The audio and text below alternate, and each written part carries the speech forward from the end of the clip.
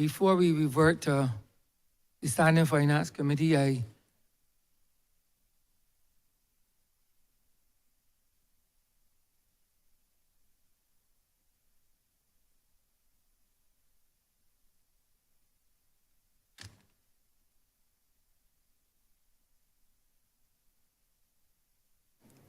Mr. Speaker, revert to announcements by Your Honor.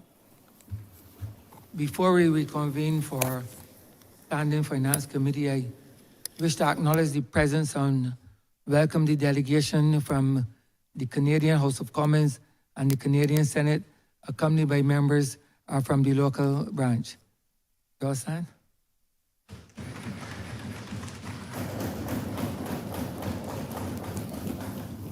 Revert to government business. Revert to government business. Prior to this suspension, we were in Standing Finance Committee, and we revert to Standing Finance Committee.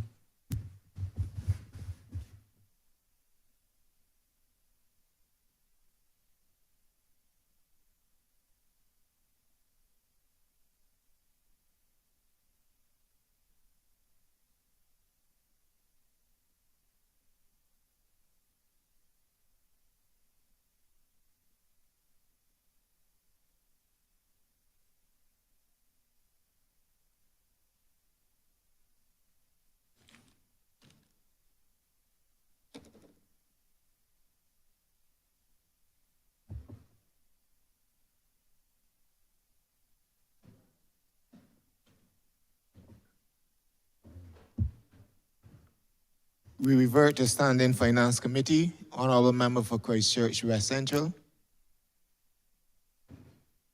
Thank you, Chair. Just want to ask one question, and that's it from me. I would be remiss of me as Minister of the Environment not to ask.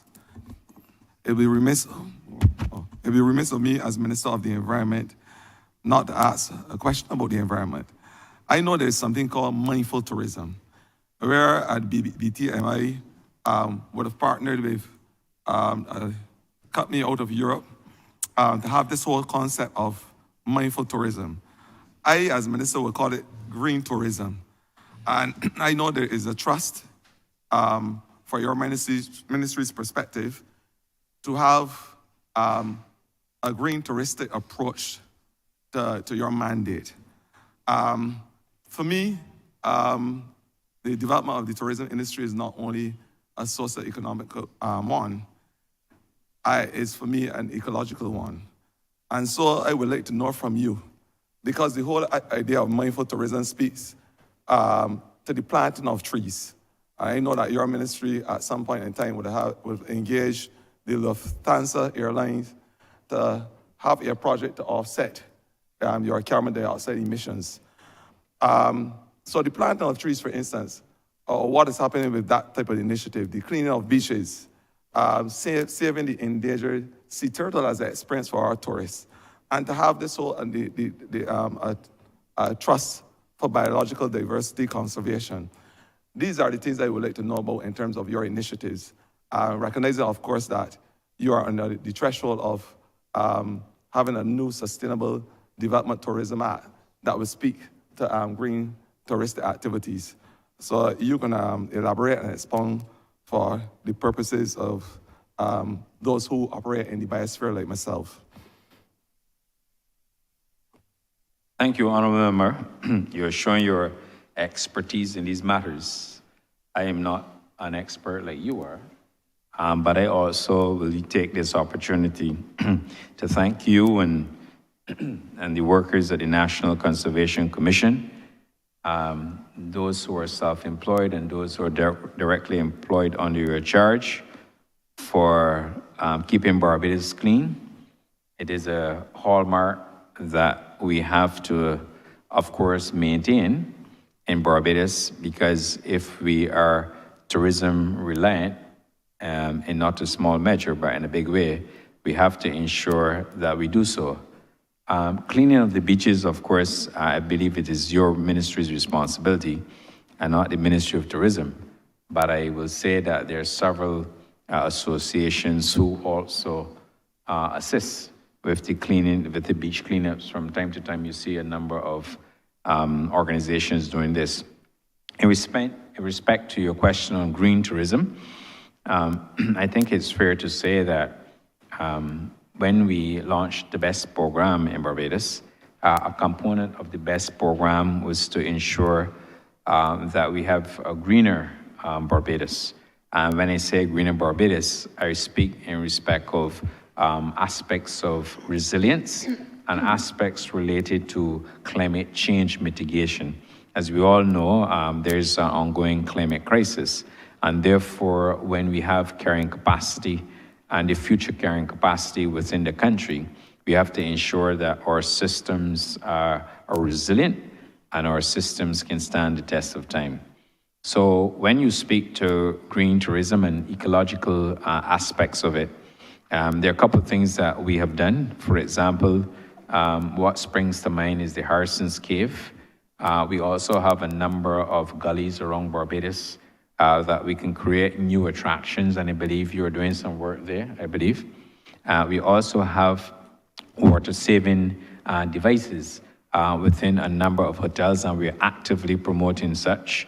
The issue of treatment plants, so we can then move to irrigation of lawns and outdoor areas. We have done a significant amount of work in respect of solar using energy from the sun. And we have also within the ministry undertaken an audit, and the audit spoke to what we in Barbados can do to become not even a greener tourist destination, but how resilient we could become within this situation. I will ask a lot of what we're doing at the Caves of Barbados. I will ask Eleanor Carl to speak to it, and also the Permanent Secretary and or the Director of Research Acting can speak to some of the initiatives that we undertook in order to conduct an audit of our tourism facilities in respect of the greening of the tourism sector. Thank you. PS?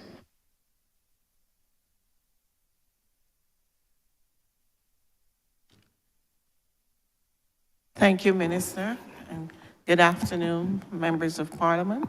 My name is Francine Blackman, Permanent Secretary in the Ministry of Tourism and International Transport. Minister did indicate that we have been examining within the ministry, undertaking an audit to determine how we can influence sustainability within the tourism sector, and certainly with a view to making it more green. Excuse me. Basically, when we looked at that audit, we sought to look at the carrying capacity of the country in order to how we host our guests and what impact as we add more and more of the visitors to the island, what type of stress could potentially be had on the infrastructure, which includes the road networks, which includes water supply and our ability to provide electricity and so on. Basically, it showed us that we certainly were not at full capacity, or we had not reached a point where that infrastructure was compromised. And we certainly could continue with the trajectory in which we envisage to continue to grow the tourism sector. But certainly, as we look at that, we noted that as new hotel plants and so on, properties were coming on stream, those properties were being encouraged to establish treatment plants and so on within their properties, which would help to reduce the burden on the overall infrastructure. So these are some of the initiatives that we have been looking at, and we will continue to make sure that as we continue to grow the tourism program, that each time we do so, we are mindful, working with our stakeholders, working with our sister ministries who may have responsibilities in these areas, that we continue the conversation, because we are all working to make sure that what we do are in alignment with the national goals for Barbados.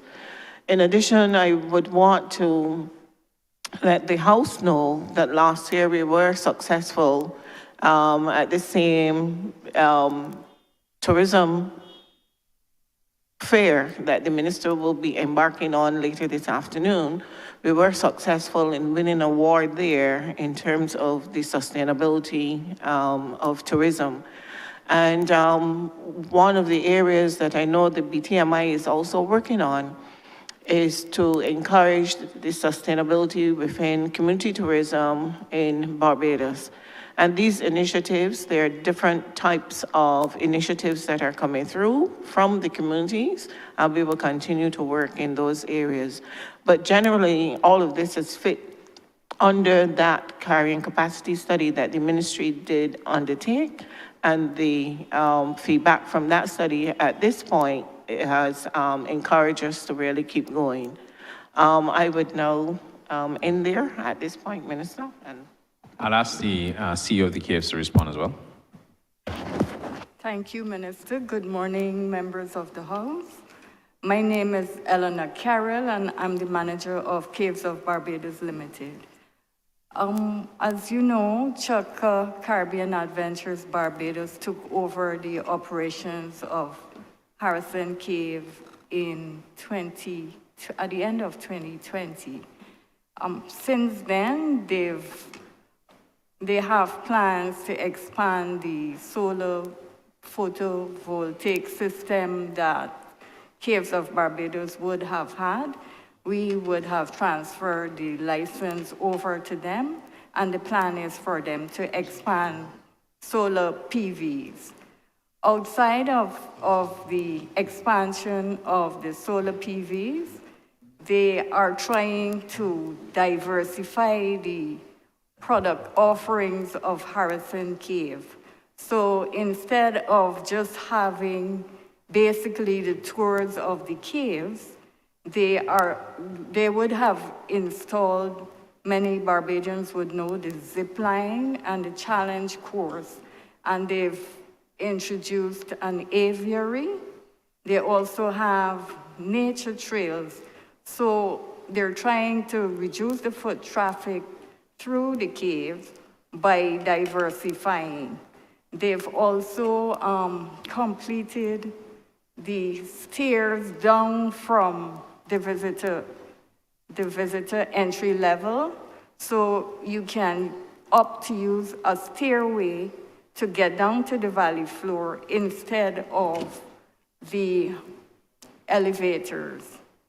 So those, in addition to which, they have the Chukka Foundation, which is a foundation that is working with the community in St. Thomas to look at how they can incorporate the community of St. Thomas in the development plans for sustainable tourism at Harrison Cave. Thank you. Thank you very much. And I'm sure the Honourable Minister, when he's traversing Barbados, he will have an opportunity to visit the Harrison's Cave and Chukka, as they refer to it now, and see the offerings that they have there. And since he's a lover of birds and other reptiles and animals, he would be afforded a wonderful opportunity to enjoy himself in that pristine domain. I am unrepentant in my quest for biodiversity preservation. I just wanted to follow on and let the BTMI speak to this whole issue of mindful tourism, because I know you would have been embarking on a project and a program to do some work in this whole mindful tourism exercise. So if you can elucidate, I'll be happy. Yeah, I will ask the BTMI to respond to it. I'm not sure if the chairman or the CEO wish to speak to it, or PSC would wish to speak to it. Product, okay, Arsha.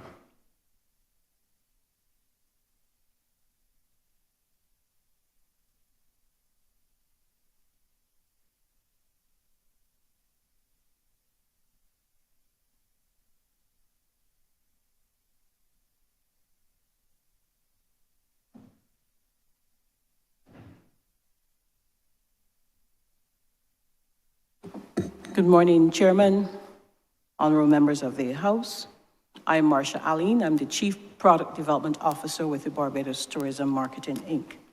And I just really wanted to respond to the question of mindful travel, which would have started a few years ago and has been continuing. We have been working with the National Conservation Committee and other organizations as it relates to the cleanup of beaches, especially as it relates to the sargassum seaweed. We have not been doing it physically, but we've been working with the team to ensure that that cleanup continues. We did win the Green Destination Stories, which was held in ITB, I think last year. And that project continues where we're working with a number of agencies such as Cocoa Hill, Walker's Reserve, the National Botanical Gardens to ensure that the tree planting exercises continues. We also work with Cocoa Hill to ensure that their farm-to-table program is exposed to the visitors actually on island. The European travelers specifically are very interested in the whole mindful travel, where they ensure that they want to travel to destinations where they can mitigate their carbon footprint. In addition to that, the Walker's Reserve has been doing some considerable work on regenerative planting and the whole program of regenerative travel. And that exercise actually is continuing where they are inviting visitors to traverse the entire area and get reconnected with nature as a way of, again, traveling from a mindful perspective. The National Botanical Gardens, because the tree planting exercises actually continues, and you can actually now do tree planting, not just there, but at Cocoa Hill as well, and also at Walker's Reserve. I also wanted to share, Chair, that the Barbados is actually the chair of the Sustainable Tourism Committee with the Association of Caribbean States, and the areas such as the Turtle Project, the tree planting exercises, and the mindful travel, as well as community tourism, are all plans that the ACS is actually working on and working through to ensure that we are able to reach our sustainable goals for 2030. Thank you.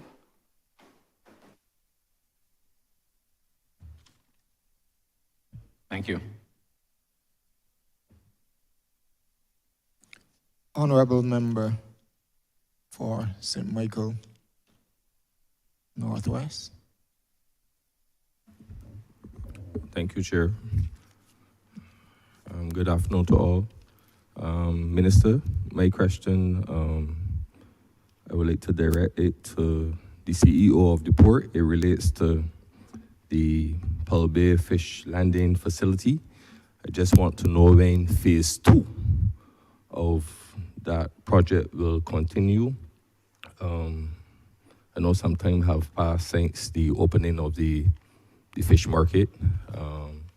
And secondly, the construction of the kiosk also that's supposed to be a part of that project. I just want to know if you could update me and the good people of Pearl Bay in relation to what's happening down there. Thank you. Thank you, Honourable Member.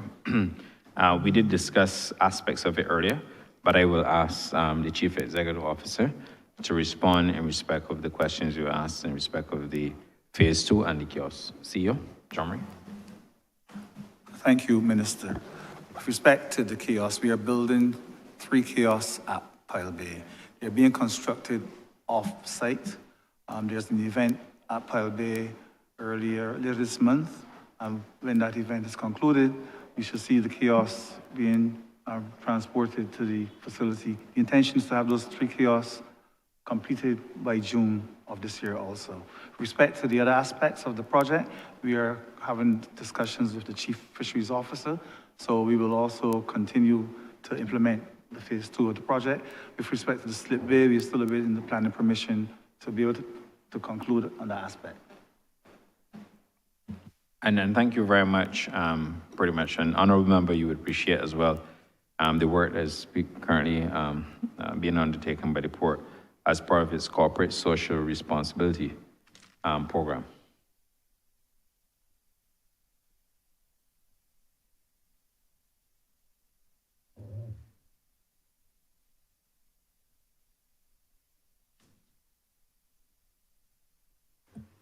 Yes, thank you. Okay. Well, one more thing. In relation to the planning permission, I could speak to the goodly minister, Dr. Duguid, and to have that speed up. Thank you. We will, yes, thank you very much, Honourable Member. The Senior Minister and Member for Christchurch West continues to work very closely with the Bridgetown Port. He had a massive project on his desk regarding the Bridgetown Port, for which we are grateful, and they have now approved planning permission for the aggregate berth, right? For the aggregate berth.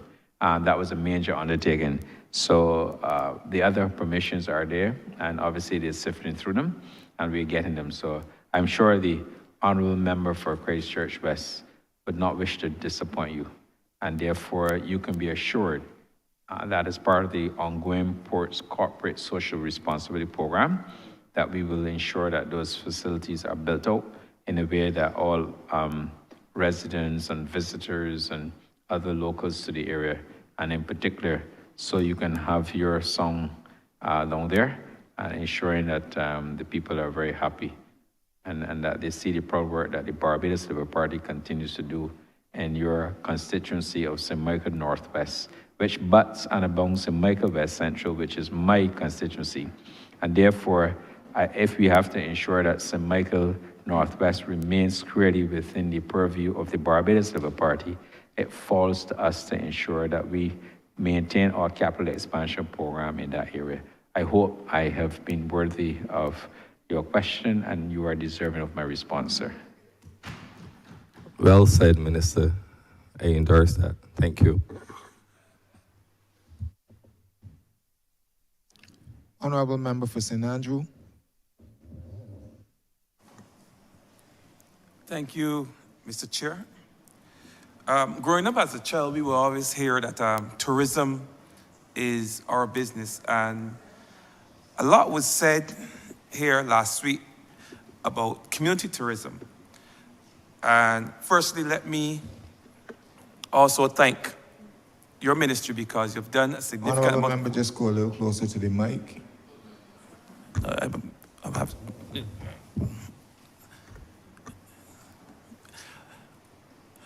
Let me just first thank your ministry for the work they have done, certainly in my constituency where there's evidence of community involvement. But I think if tourism is to truly be our business, there should be more involvement. And I just want to make a suggestion before I ask my questions. I believe that in every parish in this country, there's some unique experience that can be enhanced, can be packaged, and can be presented to not only tourists, but locals alike. Now, if I'm to use the example of St. Andrew, where we took a cultural event, crab night. It was basically just a few guys going into the bush and catching crabs and cooking them under a tree. And we have transformed that event with the help of the BTMI into an event that is now a national event that people look forward to, that tourists call every year asking as to when the date is. Looking forward to that event every single August.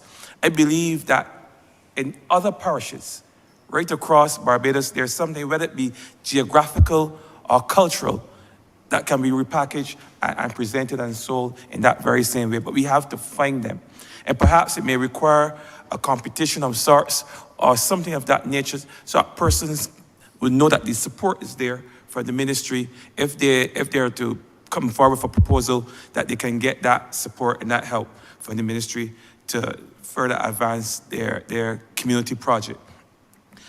My question, however, has to do with the whole concept of making tourism more meaningful for the visitor, and more specifically to signage.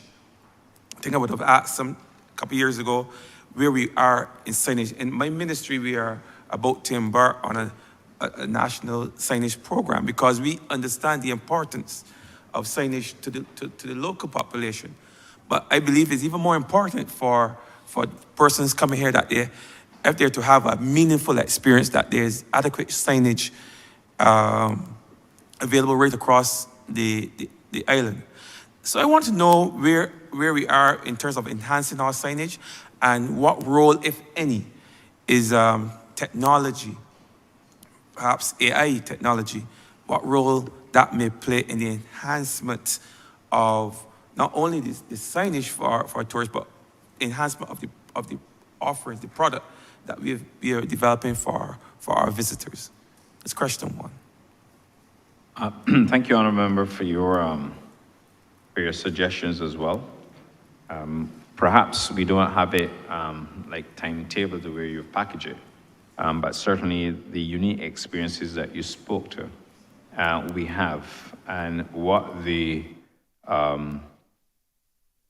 Airbnb and Verbo type accommodation standard caused us to do was to ensure that people who visit Barbados and their stay within the communities have an opportunity to experience the communities. But I take your point because I know that you have a particular event in your constituency. I believe you refer to it as a Krabi Night. And you also have the integration of visitors along with locals. And I believe that program as a community project is in part sponsored through the Barbados Tourism Marketing, Inc. In respect of making it more meaningful, I do agree with you. I am of the view that in every parish that we are entering, we should have welcome signs. In addition to that, as we have the Barbados port, commonly known as the Bridgetown port, there is a Barbados sign. And if you were to see the number of tourists who gather around that area to have a photo opportunity, I think it speaks well for the destination. I am aware that the BTMI is currently undertaking some additional sites for my review. I have received one. I haven't moved on it yet because obviously we have to discuss it with another ministry, and we will do so.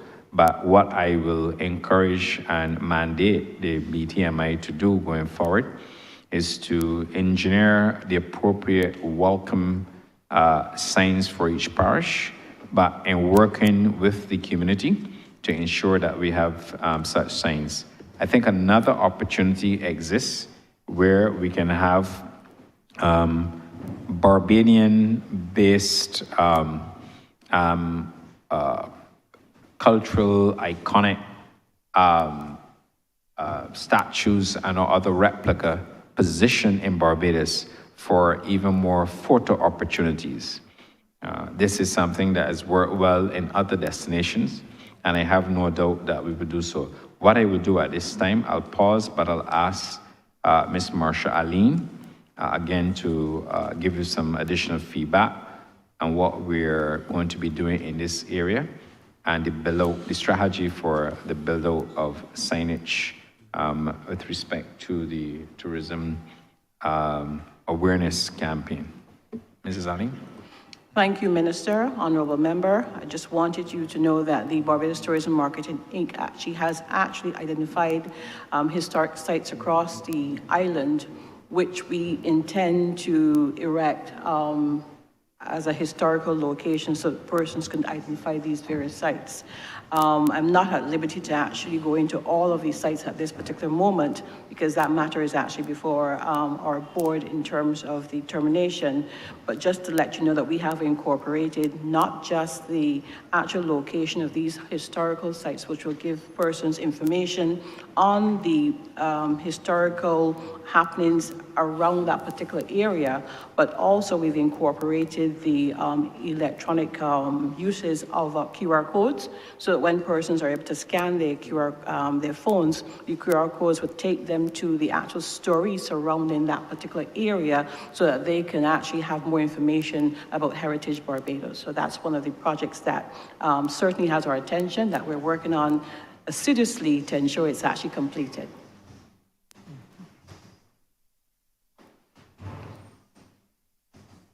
In addition to that, we also have identified a number of iconic spots around the island where we'll be placing Barbados-type signage so that persons can actually have picture ops at iconic locations across the island. So we have taken note of both sets of signage. One would be iconic signage, and the other would be historical signage or informational signage, as is widely known. Thank you. Thank you very much. I think we should also speak to the fact that the Run Barbados Marathon as an iconic event, and I think we are celebrating, what, 30 years? I think we just celebrated our 30th year, if I'm not mistaken. Don't want to mislead the House. But it's also a unique, one of the unique attractions that we package, certainly in your constituency of St. Andrew. And I was there last year for the Run Barbados Marathon and the Run Barbados events. And I must tell you that the visitors to the island thoroughly enjoyed it. We had a wide cross-section of visitors, including those from Latin America who were on island. And it was a wonderful occasion to see locals as well as tourists participating in all the lead-up events to the ultimate Run Barbados Marathon. So I think we have some of those experiences, and we will continue to build them out, as you've heard the officer from the BTMI articulate. Thank you. All right. My second question, firstly, let me start by just saying that I'm glad to see that the numbers are up. I know that is in a large way because of the efforts of you and your team. We are seeing so many tourists on the ground today, and so many tourists in Barbados.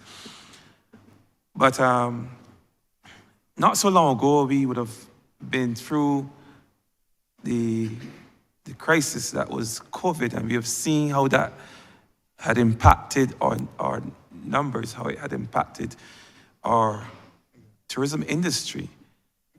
And all of the experts are saying that it's another crisis, whether it be a pandemic or some other occurrence, where natural occurrence are. I mean, we're in that part of the world where a natural disaster is something that can occur anytime, any year, every year. Are there any, what we refer to sometimes as crisis management protocols or of any type that we are discussing within your ministry that would help us to respond in the event that we are impacted by some unforeseen event or some other kind of natural disaster, that we are in a position that we're not caught flat-footed like how we were back during the COVID crisis? Thank you very much, Honourable Member. To answer your question regarding disaster, and I'll also talk about a little bit of resilience in this matter. The ministry, since I joined the ministry, and I'm sure before that, the ministry has been working with the BHDA. We are looking at, obviously, opportunities on how best we can mitigate any disasters. For example, we met last year under my chairmanship, again with the BHDA. And what we did was to set out a protocol that we want, an MOU rather, that we want to agree on. And it has to do, for example, in the event that there's a disaster at one particular hotel or two hotels or multiple hotels, to engage a framework how best we can accommodate those customers at another hotel, at another receiving hotel, to mitigate any further exposure or risks associated with that particular disaster. Discussions are ongoing. The BHD will be reverting to us very shortly with their plan. And the second thing had to do, obviously, in thinking about disaster management and risk planning. How do we therefore get visitors to our island to the airport in the event there's an emergency? That too has been worked on, and we anticipate very shortly that we'll be concluding that MOU. And essentially what it's doing is about having hoteliers and other members within the accommodation sector sharing resources in the event of a disaster. The other issue that we have to be mindful of the whole issue of being resilient. Barbados, like all other countries, are prone to external shocks, and Barbados as a destination must ensure that we become resilient. We're working on obviously those pathways to resilience, and one of the issues that we're obviously working on, in fact, in January, the Permanent Secretary and other members of the team, BTMI, would have attended the Global Resilience Conference in Jamaica, hosted by the UN Tourism Office, formerly UNWTO, as well as the Mona campus of the University in Jamaica, and obviously the Ministry of Tourism in Jamaica. And we had an opportunity to see firsthand a number of initiatives that they have put in place for resilience. And the sharing of information, which they've agreed to share with us, certainly would help us in terms of building out additional resilience. We have to ensure that when it comes to our water supply, when it comes to accommodation, that we are, and other areas, and I'm not going to bore the Honourable Chairman with all those areas, but that we become even more resilient. Resilience is also, building resilience is also an opportunity for us to ensure that we recover in the shortest possible time for any external shocks or any disasters that might come our way. So I can assure you, Honourable Member, that we are working on that resilience platform. You would have heard earlier from the presentation of members from the ministry speaking to the whole issue of the green economy and how we can factor in the green economy into resilience. So it is ongoing, and it is really top of mind for us because we cannot afford, in the event there's any shocks, God forbid, that we are not in a position to rebound in the shortest possible time. And because we are largely dependent on tourism, we even have to build greater resilience to avoid any fallout. Thank you. The Permanent Secretary wants to, Ms. Francine Blackman. Thank you.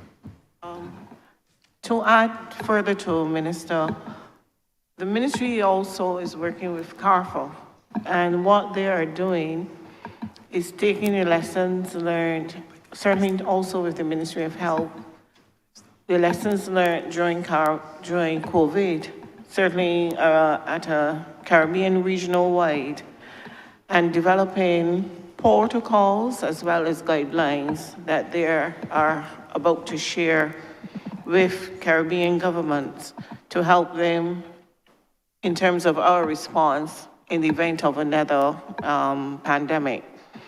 But in addition to looking at the climatic or pandemics, the ministry also, in terms of trying to mitigate our risks from an economic perspective, that's why we looked at diversifying the markets from which we have been trying to obtain our guests, our tourist arrivals. And that is one of the reasons that had underpinned our going into Latin America, as well as trying to seek out new markets from Africa, as well as from the Middle East, and which also therefore underpins the opportunity that we have in our discussions with a number of governments in that area. So in all, we have been trying to address and mitigate the risks from a climatic perspective, as well as from an economic one, in the discussions that we have been having with a number of our stakeholders and the different markets that we've been trying to push through in order to have Barbados's footprint now widen in these markets. Thank you.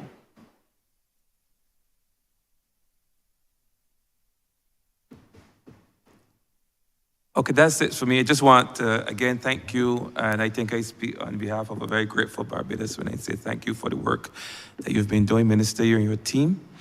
Continue the good work. Thank you, Chair. Thank you. Thank you, Honourable Member for St. Andrew. Honourable Member for St. Thomas. Thank you very much, Mr. Chair. Good afternoon, ladies and gentlemen. I would have had that road signage. It's on. It's on, beg your pardon. I would have had that as my very first question, and I'm thankful that the Honourable Minister and his team have given some responses, because we know what it is like in Barbados. You want to go somewhere and you want to find where somebody say, go around that corner, go yonder, so. And it really frustrates even locals. So it is a great idea that has been pursued, and I'm really extremely happy for the response that was given in relation to road signage. The only addition I wanted to it is to find out what are the synergies with other governmental institutions like the Public Works Ministry or even the private sector to be able to have it done, because there where I live and most of Barbados, it is extremely woefully lacking to get signage, the billboards and all that. So I'm happy that the Honourable Minister and his team have given questions, so I let that one just slip away, Mr. Chairman, sir. My question though, let me congratulate the Honourable Minister and his team. I almost forgot, it was waiting so long.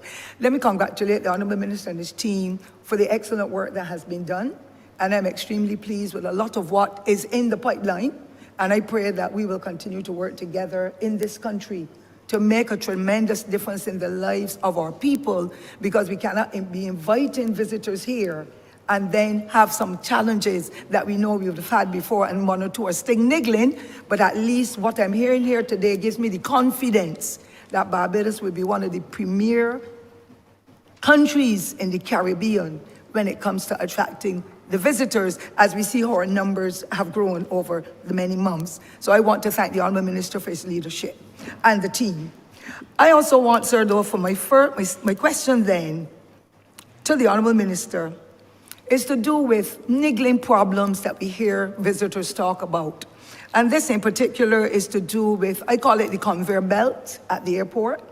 And almost everybody who comes says, I had to wait for an hour or longer periods in order to get my luggage. Yes, we have increased in our numbers of flights and so on, but what plans are there in these estimates that will help me to better understand that there are plans for the upgrades so that the rest of the traveling public, meaning now those going in the international arena, will get an opportunity to hear? Because my name was given by Sir Don when he sang Ask Cynthia. I was a little girl then. I have fitted the profile, so everybody in Barbados calls me about everything. So I would just want the Honourable Minister and his team to indicate to us what plans there are so it can allay some of the fears of the passengers and the other persons who are traveling or plan to travel, that they get a better understanding as to where we are and what we are doing in their own interest. Thank you, sir.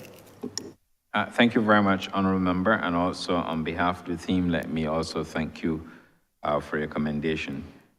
In respect of the situation at the Grant Williams International Airport, it is a challenge that we inherited and a challenge that we intend to fix. I did indicate earlier that what we've done is that we sat down with the ground handlers of Barbados, GCG Ground, as well as Caribbean Aircraft Handling. Those are the two major ground handlers in Barbados. Obviously, there's an in-flight operation run by Inter-Caribbean for their aircraft. What we found was that we had an inordinate delay on some days with the baggage coming off the aircraft. We had meetings with the ground handling companies, and I'm pleased to say that they were present at all requested meetings. They were fully engaged. What we moved to, and of course, the Prime Minister was also involved in the early stage in one discussion.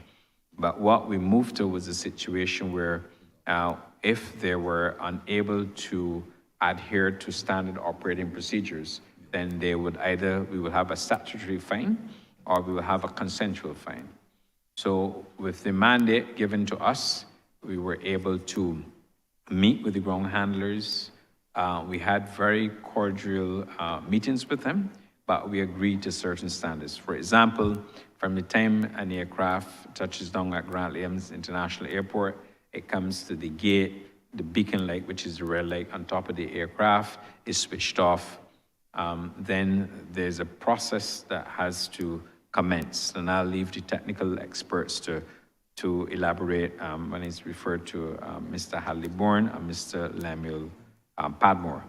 So we took a series of steps commencing from the time of arrival of the aircraft until the first bag is delivered to the back area where customs must do the inspections before the bag is then sent through to the arrivals hall for the guests. On that occasion, we went through those procedures.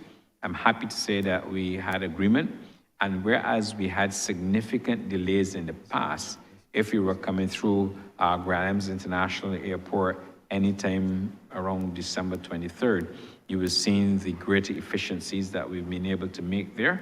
And in fact, the customers have been commending the Grand Islands International Airport team and the ground handlers for the work they do.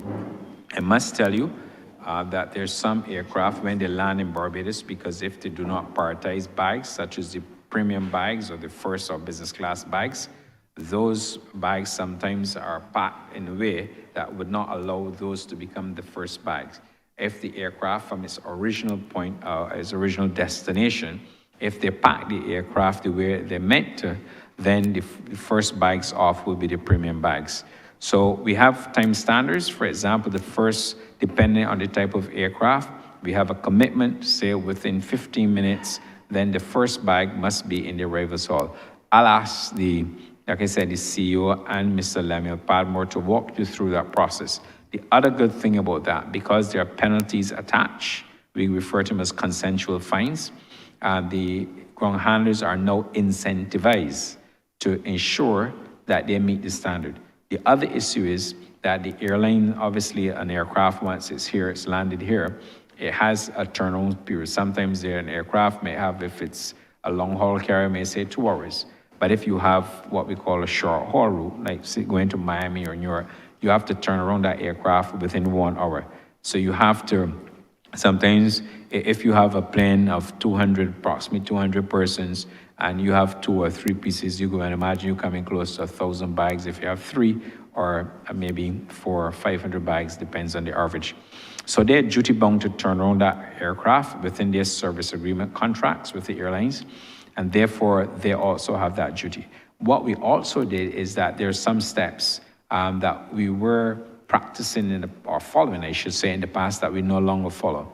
For example, port health. We no longer have to wait on port health to knock on the door of the aircraft and to receive the information. That information is being transmitted, and I want to say thanks to the Ministry of Health for ensuring that that became a reality, and that is working well. We fine-tune other processes within the ground handling operations in the Grand Islands International Airport. What we also have is that we have a report on a daily basis, which is submitted to the Grand Islands International Airport and forwarded into the ministry, and it's also consolidated weekly and monthly. What that does, it tells us, for example, are the ground handlers meeting the standard? And if they're not meeting the standard, what was the delay and what caused it? And of course, the associated fines for failing to meet the standard. So the standards are documented, but like I said, I'll pause and I'll allow Mr. Lemuel Padmore as well as Mr. Hadley-Bourne to give you further details on the system and the improvements to the system. And I must tell you, as a traveler, and it's not that they have my bag marked with any special marking, but I can tell you that as a traveler, I have seen an improvement in the system, and it's going in the right direction. I'll defer to Mr. Padmore and Mr. Hadley-Bourne. Thank you. Honourable Minister, I heard your deference, but this question was posed last week and dealt with. So, and in the interest of time, I think that we should proceed to the next question. Thank you. Mr. Chairman, I didn't want to be Her Honor, Mr. Speaker, asked the question. So as an officer, as a host like you, I felt it appropriate to give her some background. Perhaps she would have been busy attending to other matters of state. So I don't know if you still want that to happen, but I will abide by your ruling, sir, yes, because this is your house. You have given I'm in your house, sir. You have given a quite detailed response, and I want to ensure that the member is able to ask her next 2 questions, and then we have one more member from for St. Michael West, and we have a particular cutoff time as we are off our.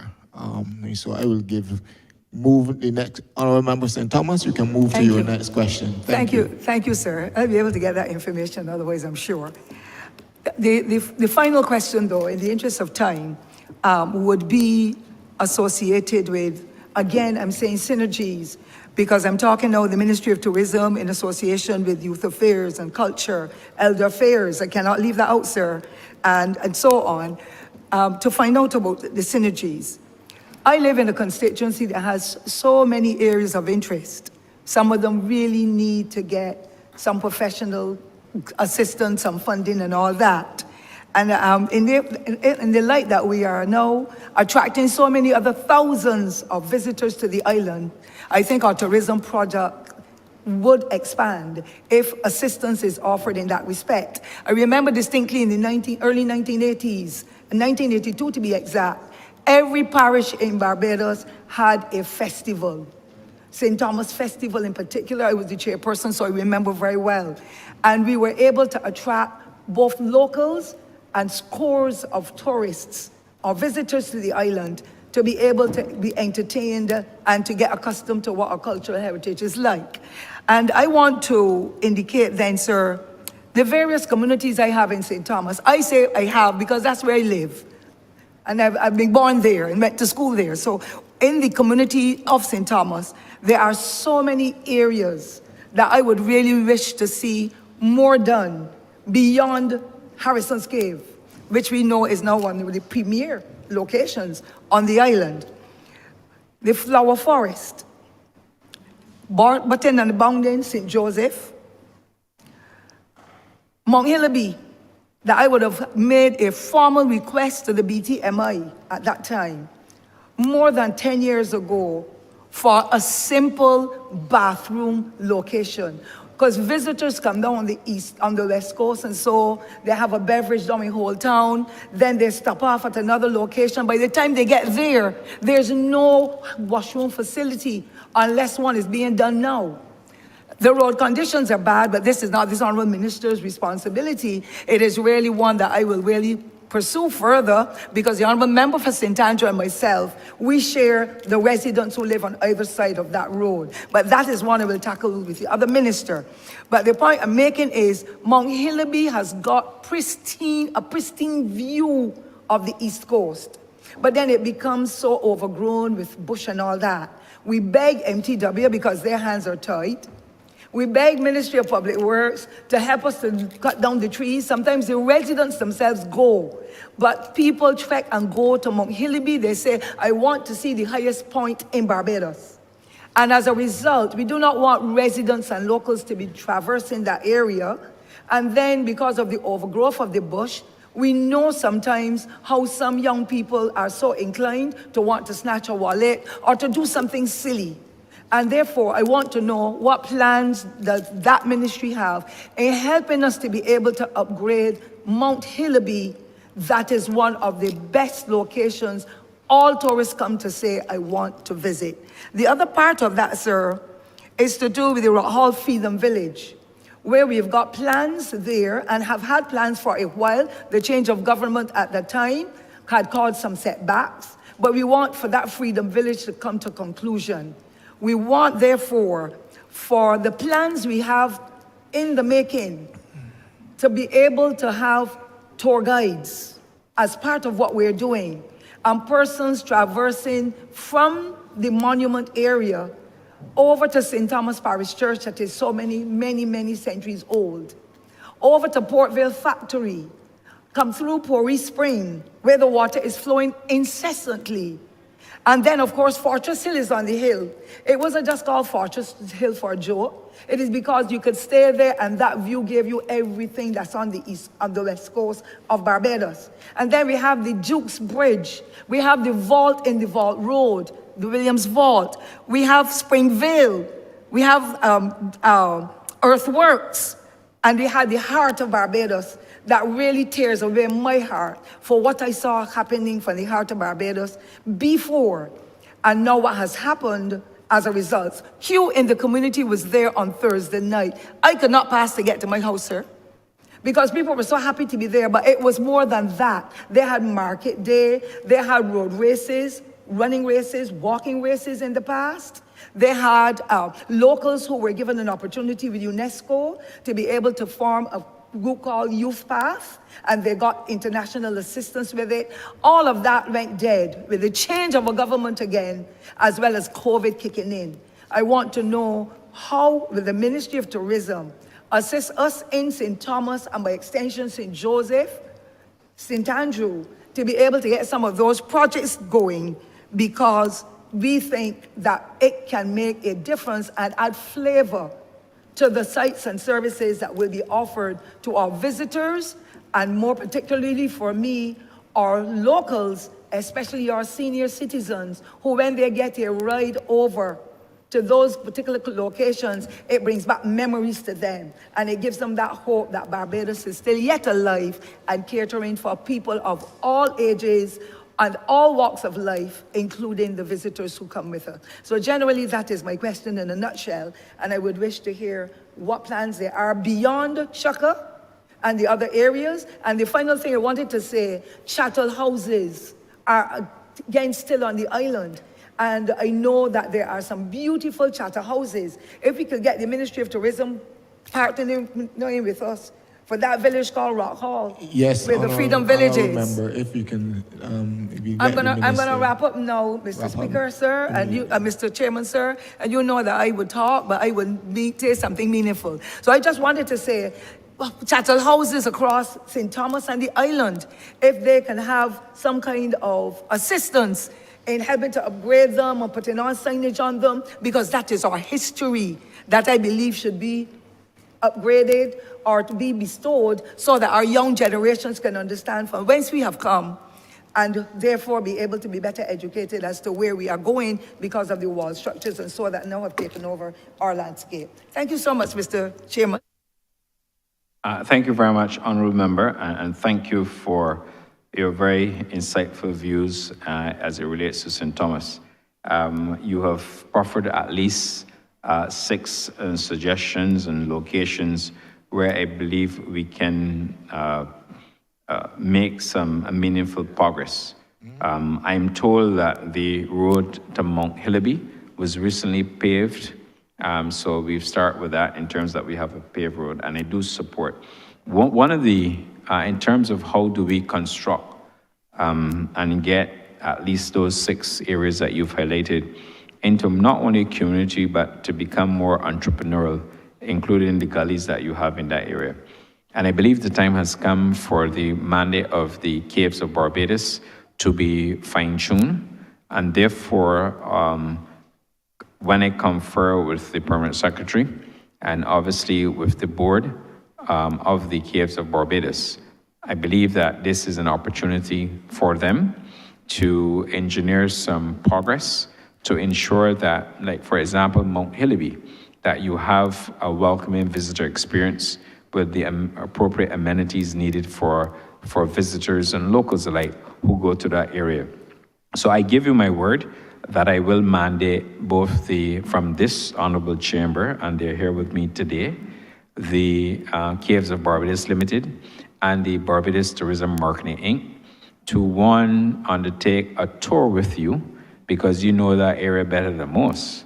One, to identify the locations, to give an assessment of what is required in those areas, and that they shall report to me within 4 weeks of today's sitting with a plan. The Marsha Aline, who leads the product side, as well as the CEO of the Caves, who is here with us today, that they should meet. And once we have that initial document, I will then convene a meeting with the board of the Caves of Barbados to ensure that they understand the pathway to us accomplishing what you've identified. It is good for us because it also helps us to build out our tourism and to also give other options as attractions. Thank you. Thank you, Honourable Member for St. Michael West. Thank you, Chair. Good afternoon to the Honourable Minister and team. I would like to join in the numerous sentiments this morning, commending you, Honourable Minister, in a job well done in bringing back our bread and butter industry. Now, the economic impact of tourism cannot be understated here. Not only does it contribute to foreign direct investment and direct employment, but it also contributes to our wider economy in the procurement of goods and services. For context, let us go back to the dark days of COVID. And as I am not a minister, I'm a backbencher, I have a day job. And I could tell you that on that fateful Friday, when the acting Prime Minister announced that the country was shutting down, I had trucks on the road going to the supermarkets, and I was fielding calls from those supermarkets telling me, send them back. All the goods were coming back, going back into the fridge. And I could tell you that other companies, permit me, Mr. Chair, for calling some of the names, like Chickmont and these, had chickens piling up in Baiko. They had to freeze them and keep them. Nowhere to go. Supermarkets were shut. And for context, this government made the decision in the dark days of COVID to allow those cruise ships to dock off our shores. Now, let me tell you, at that time, with produce spoiling, chickens piling up in the fridges, those cruise ships acted as floating hotels and allowed companies like Chickmont, like my company, like Massey, like Bryden's, who hire people. And the people that they hire benefit from the tourism industry. And as that industry was essentially closed because of COVID, that decision allowed people to come and work for that week when times were very uncertain. I can tell you, I was on the docks working. I was very grateful. And Chair, that is what governing is about. And that is what this government is about, making decisions that benefit this country, even in its darkest days. In addition, it put Barbados on the map as a moral authority. I don't know if you guys can remember, but at that time, you could pretty much say that the people that were on those cruise ships were like lepers. The boy didn't want them. But we made the decision that Barbados was going to be the moral authority in this world, on this globe, on this planet, that we were going to take these cruise ships. Yes, it benefited us at that time in that we were able to keep people working. And I want to commend the Ministry of Tourism and the Barbados Port Inc. for playing its part in anchoring this country in its darkest hour.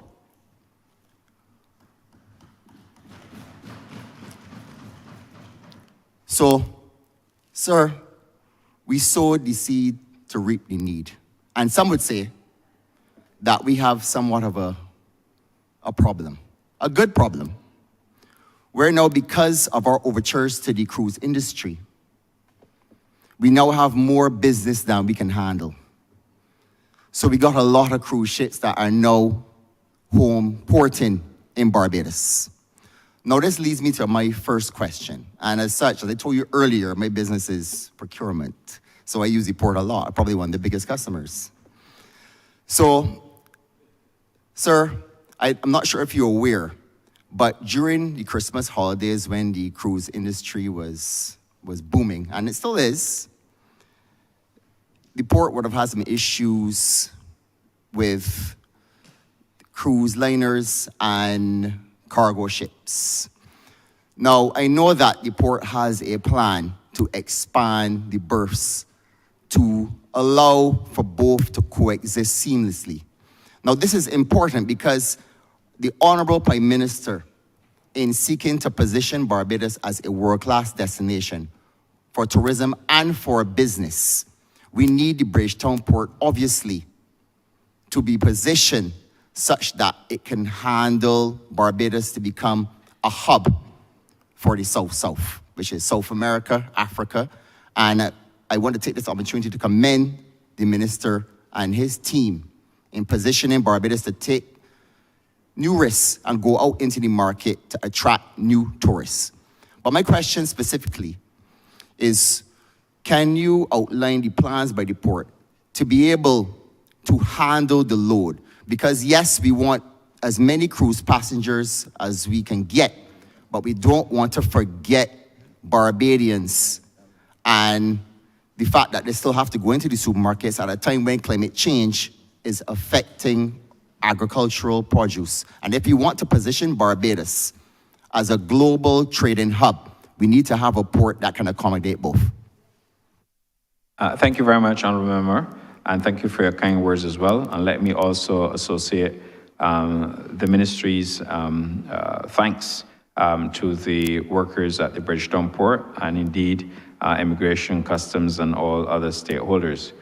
You're quite right. It is always a challenge when you have cruise ships competing for the same space. We are becoming a victim of our own success.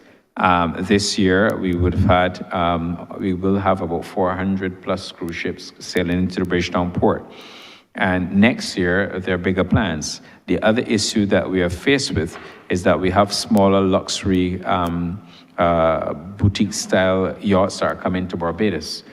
For example, the Ritz-Carlton will be continuing for a third season, and the Four Seasons, we should have that yacht in Barbados for the 2025 season. So as we build out the investment, like I indicated, we spent an addition of $100 million, where we're spending approximately $108 million, I believe the exact figure is, in Berth 6. We have to continually build out the port, but obviously, as you would imagine, anything associated with marine is a lot of money. And we also have a duty to protect the port's balance sheet, notwithstanding the capital outlay. Obviously, we will continue to work with some of our key partners. I was in Miami just last Tuesday, a meeting with 4 presidents of 4 cruise lines. We met with the president of Oceania, Silversea, Celebrity, and Royal Caribbean. And those companies also expressed an interest in any future investment that we would have, are willing to undertake. We can submit a proposal. But we have to build out, Honourable Member, and we will endeavour to do so.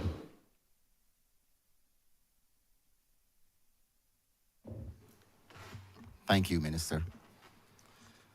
Now, I want to add that I look forward to the day when our tourism numbers would have exceeded pre-COVID numbers.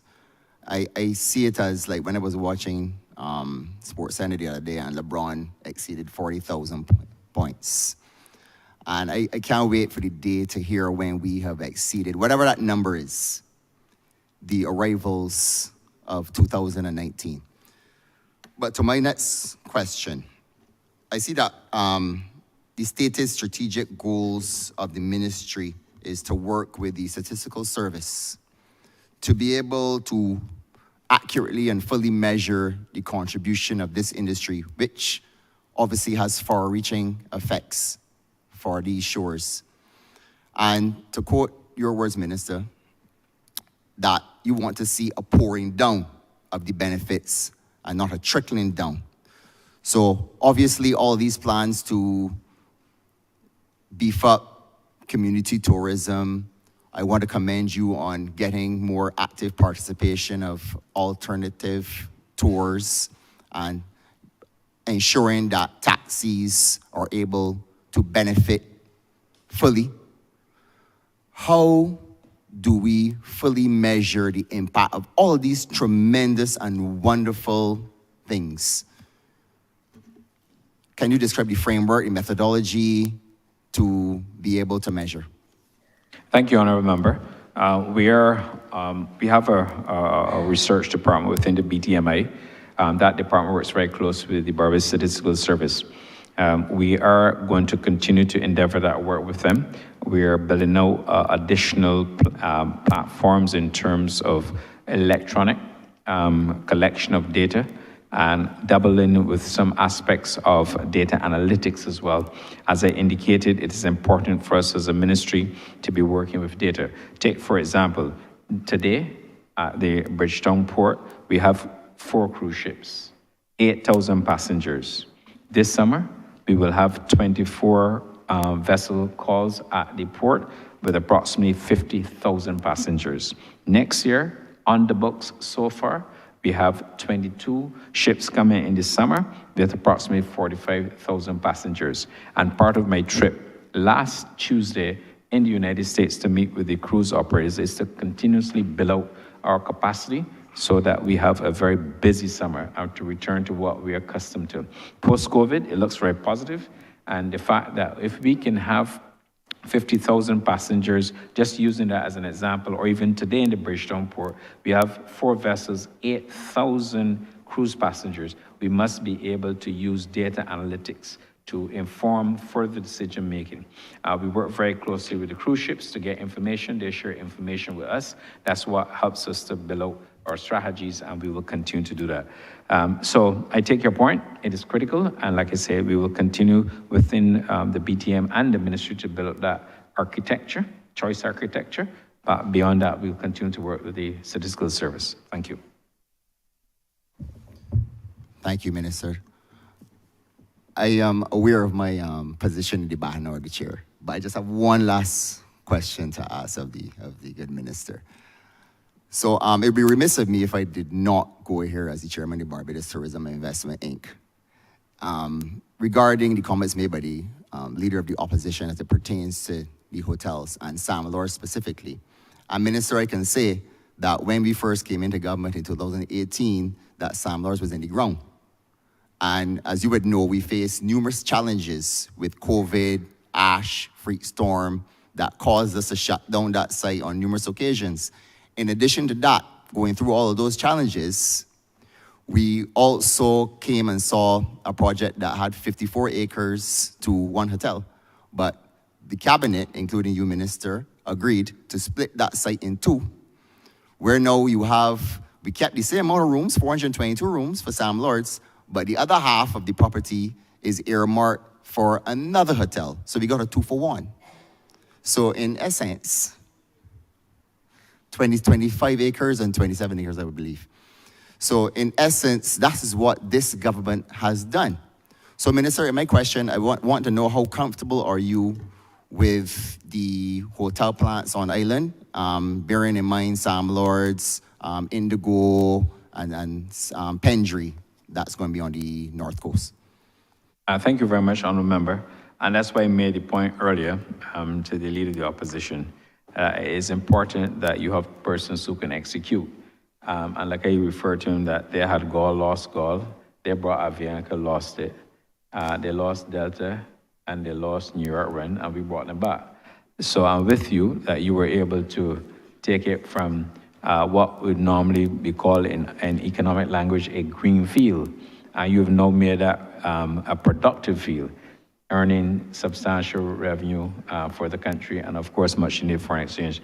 So thank you for that. With respect to the hotel plant in Barbados, there is, and I made the comments in my opening remarks and later during questions, there is a need for not only improvement in the quality. What we're hearing from the travel trade is that we need to have hotels that reflect maybe a higher standard. As you well know, Barbados and certain segments is not necessarily an affordable destination on the coastline. It is affordable elsewhere. But we pride ourselves in having the benefit of having what we call high-end luxury properties and also affordable properties. And we have to build out our infrastructure. That therefore requires us to ensure that there's a retention or a sinking fund. It also requires the hotel companies to start looking at their competitive set and to see how best they can compete with their competitive set. That is ongoing, and I will encourage them. We have through legislation, a number of concessions through the Tourism Development Act and through the Tourism Development Act as amended. And therefore, we have the architecture and the institutional framework for them to make the decision. Coming out of COVID, some might argue that it will take them a little more time, but the opportunity for us to reinvest in the plan is now, and I support your comments that they should get on with the business of improving their hotel plans because it will redound to them. And the one last comment I'll make, based on my former life and love for the sector, anytime you make a capital improvement in respect of a hotel plan, you will always see increasing occupancy as well as a flow through to the bottom line. In other words, you will make some good money and profit, and the workers also get to benefit. So on that point, I think that's something that we will continue to work with the accommodation sector to build up. Thank you, Minister. Just a clarification, the second site is 17 acres for tourism development. Thank you. Thank you very much, Honourable Member for St. Michael West. We have already acknowledged the delegation from the House of Commons and the Canadian Senate, and we trust that you certainly enjoyed the discussion that you witnessed here today. Honourable Minister, you will now have your opportunity to wrap up, but before you do, I want to, through you, remind the chairman of the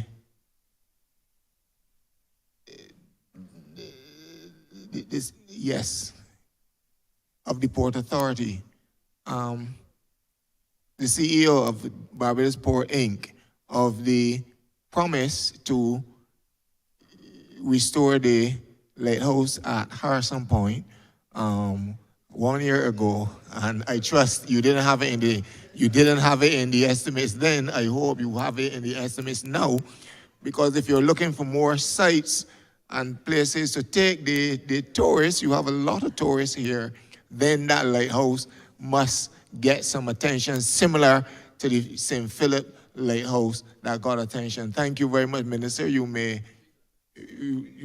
wrap up, or you may give the opportunity to the CEO maybe to respond. Before I wrap up, I will ask him that he respectfully address the chairman of the House Standing Committee, Mr. John Marie. We will refurbish the lighthouse during the coming year. Once we have the leases from the Ministry of Housing and Lands all sorted out. Thank you very much. Honourable Minister, you may wrap up. Thank you very much, Mr. Chairman, and thanks to all honourable members of this chamber, the various officers, and members, of course, of my ministry's team, without whom the whole exercise would not have been at all possible. During the past two sessions of debate, I think it's fair to say that they have helped and contributed to the quality of debate, and therefore they are to be commended. Mr. Chairman, you will recall that my observing the highly and competitive nature of the international tourism market. And for us, it is not about rest, it's not about sleep, it's about continued work and performance. I wish also to indicate that we've had the good fortune and blessing that we will have a locally grown Chief Executive Officer coming into the role of Chief Executive Officer effective April 1, and to be accompanied by a Chief Operating Officer on the same date. It's therefore incumbent upon me to express my gratitude to them. They're going to be undertaking a role and certainly responsibilities, which in my judgment will cause them to flourish and for the country to even enjoy greater benefits. We've laid a great platform in Barbados for the future growth of tourism, and I'm very mindful of that. And again, I say thank you to the team. I cannot help but also express my ambition to transform this sector from what people call, or the so-called acceptance of a trickle-down economic model to a pouring down and through economic model.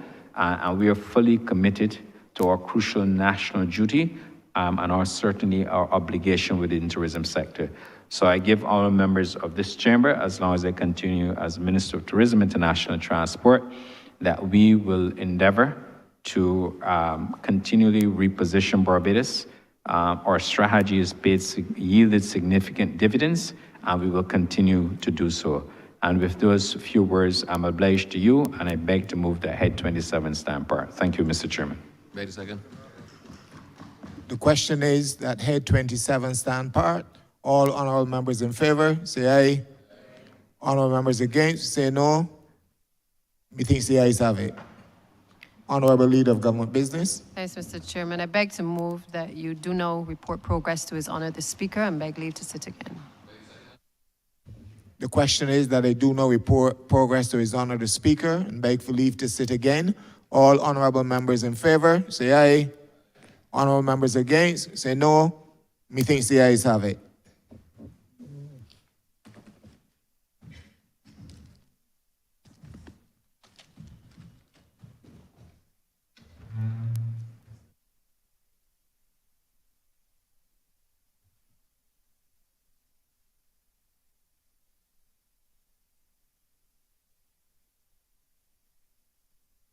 The Chairman has reported progress and requests leave to sit again.